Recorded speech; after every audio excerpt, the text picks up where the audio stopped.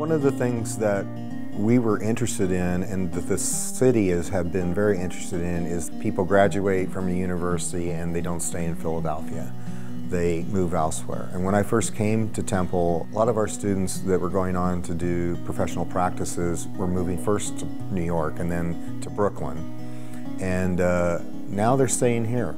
And that's partially because the art scene in Philadelphia has become very large and much more exciting. It's partially because it's almost impossible to afford to live in Brooklyn anymore.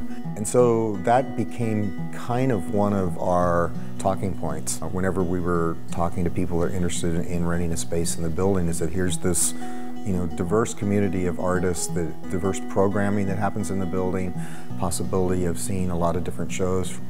That became a drawing point, I think, for not just the building, but for the area. Almost everybody in the art community now knows about the Crane building, so they go, oh, okay, yeah, sure. So I'm really, really happy here. New space, all rehabbed, all done the right way, management that's on top of things.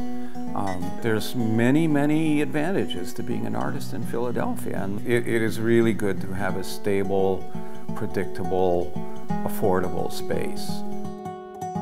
Well, so the way it worked with TRF is that initially we took out a loan on ourselves just to get the initial construction that we need to get done. And then we refinanced with TRF, and it was at that point that they sort of came on board. And we had some meetings with them. We've done some events for them since we've opened. So it's been a good working relationship with them.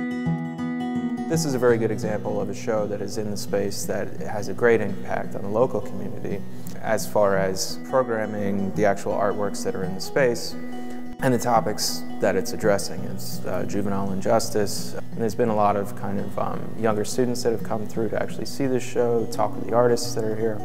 So we are very interested in impacting the local community. We have painters, sculptors, printmakers, photographers, a couple of architecture firms, a couple design firms.